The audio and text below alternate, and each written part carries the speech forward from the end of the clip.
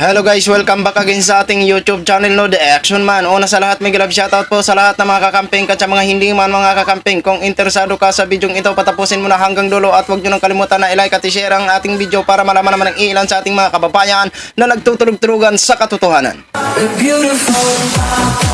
So muli naman nagbabalik ang nag-iisa nyong host na si The Action Man para magbigay ng komentaryo at reaction sa mga mainit ng issue ng bayan. So ito ho mga ka-action, mga kakamping no, may gusto lang ho ako na i-share sa inyo mga ka-action. Alam naman po natin na mainit na usaping ICC po ito at ayon nga po kay dating Senador Trillanes is magre-release na ng warrant of arrest laban dito kay dating Pangulong Duterte sa second quarter ng taong ito. So ito po mga ka-action, mga kakamping no, may gusto lang po ako na i-share sa inyo about po ito sa naging interview to kay Edgar Matubato na kung saan may isiniwalat po siya dito mga ka-action, mga kakampeng, pero ang bidyong ito, ang interview na ito ay years na po ang nakaraan at nangyari po ang kanyang nasaksihan na hindi lang isang beses kung hindi 7 beses taon 1998 to 2001 ho mga ka-action. Kung totoo man ito, hindi po natin sinasabi na totoo na ang sinasabi ni Edgar Matubato or siya ba ay nagsisinungaling, dahil sa husgado po natin malalaman kung sino ba ang nagsasabi ng katotohanan ho mga ka-action. So dito po kasi sa kanyang revelasyon ho mga ka-action is 7 beses niya daw ito nasaksihan ang krimen na ito mga ka-action. So ito po, bago ho tayo magtuloy-tuloy mga ka-action, mga kakampeng, panoorin na po natin ang nasabing statement ni Edgar Matubato. Natin din sa mga hearing, nakita niya mismo, sabi niya si Presidente na tumawak ng baril at pumatay ng tao. Ilang beses po yung primero kong kita sa kanya, yung NBI agent, oo, yung si Amisula, yung meron kaming kidnapping na reni-rescue, inooperitan, so nag-shortcut kami dito sa Tulip Drive, Matina. Pagkatapos mayroong nakabalagbag na pick-up doon sa daanan, maliit man lang ang karsada. Pagkatapos bumaba si Pabo, nagmotor, pinagalitan yan yung tao na yan. Tapos parang nagka-struggle sila. Pagtingin ni Pabo nga may baril, nakasibilyan, bumunot ng baril si Pabo. Pagkatapos mabilis man yung NBI agent kay shooter, hindi man shooter yung opisyal namin, tinamaan sa kamay dalawa at saka pa, hindi siya pinatay, paa lang at saka ang tama niya, 2 kamay, 2 paa. Gumano na si Pabo sa karsada. So nagsusunod yung mga kasamahan ko mga pulis, renatrat, pero hindi na natamaan, parang daplis lang kay magaling man umikot doon sa ilalim ng pick-up. So hindi na lalapitan kay mabilis man bumaril yung shooter. Doon na sa naubusan ng bala ang kuwan. Nakalapit na kami, nakalapit na. Tapos tumawag si yung opisyal nga tinamaan, pumunta na si Mayor, buhay pa si Amisula, siya ang nagtapos. 2 magasin sa usi ang gina niya. Kaya nga sobrang pagkamatay na overkill. So pinatay siya dahil lang nakaharang siya o tingin niyo may kinalaman niya siya dun sa kasong ano? Wala, nag-uusap lang ng babae ng yung agent.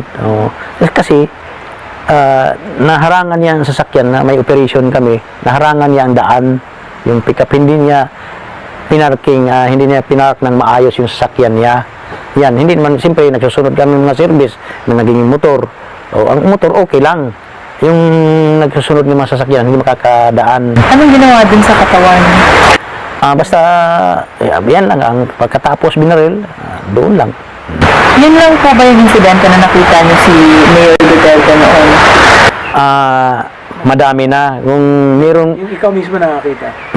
Yung kung meron kaming dinadala sa MAA, minsan gabi man yung pumupunta, basta pinaka-importante ang binibaril, hindi namin alam ang pangalan, pumupunta yan, siyang bungabaril, nakaupo ang tao, siyang bungabaril sa ulo. So mga, ikaw mismo, ilang beses mo siya nakita na, Ganun ang ginawa. na may pinatay? sa akin siguro sa MAA para siguro mga 7 bisis. 7 beses. O 7 bisis siguro. Tapos meron pang isa yung kay Anisola. Oo, yun. Oo. Anong taon to? Mga line na of 98 hanggang 2000. Teka, 98 to 2001, Oo. congressman siya noon eh. Oo. Hindi siya mayor. Pumupunta man siya sa Davao. Pumupunta siya sa Davao. At saka hindi daw siya masaya noon. Hindi siya. Sinabi niya, hindi na siya masaya sa Congress. Hindi siya masaya. Doon siya sa Davao masaya. So, kahit na hindi siya ang mayor, tuloy ang... Sinusunod pa rin. Sinusunod pa rin. So yun na ho mga ka-action, mga kakamping no, napakinggan na po natin ang kanyang statement. Ito po ay ano lang po ito ha, almost 3 minutes na kanyang video. So kumuha lang po tayo. Pero kung gusto nyo po mapakinggan o marinig ang kanyang full statement sa nasabing interview, i-search nyo lang po exclusive interview with Edgar Matubato ho mga ka-action. Lalabas na po yan ang video na yan. Kasi mag-iisang oras po ang interview dyan mga ka-action. So ito po ay ginshare ko lang ho sa inyo. Ngayon ho mga ka-action, mga kakamping, uulitin po natin, hindi pa natin masasabi kung ito ba si Edgar Matubato ay nagsasabi ng totoo o pawang kasinungalingan lamang. Ngayon may husgado po tayo na doon natin mapakinggan o talagang kung totoo ba ang sinasabi ni Edgar Matubato laban dito kay kay dating Pangulong Duterte ho mga ka-action. At para maging patas po, so marapat lamang at karapatan ni dating Pangulong Duterte na dipinsahan ang kanyang sarili at marinig ng taong bayan kung ito ba ang binabato sa kanya ni Edgar Matubato ay may katotohanan. Kaso nga lang, doon na po si dating Pangulong Duterte magpapaliwanag o magdidipinsa sa korte ho mga ka-aksyon para maging patas po ang side by side, no? Kasi ito po ay ano lang naman niya, pero ito kasi si Edgar Matubato hindi ito magpapakita ng kanyang mukha live o sa live sa nasabing interview kung ito po ba ay nagsisinungaling.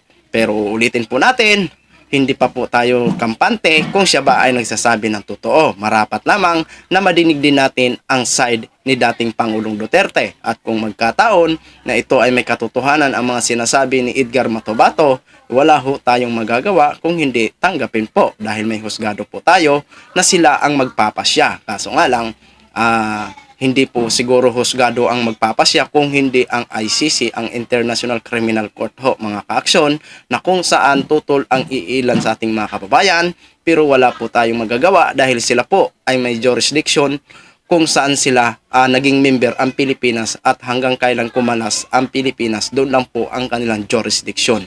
So uulitin po natin, antabayanan po natin at kung ano po ba ang mangyayari sa kasong ito laban dito kay dating Pangulong Duterte. So yun lang po, ginshare ko lang po sa inyo. Maraming salamat po sa ating mga viewers Luzon, Visayas at Mindanao all over the world. Ako po ang inyong lingkod, si The Action Man. Have a good day everyone. Beautiful.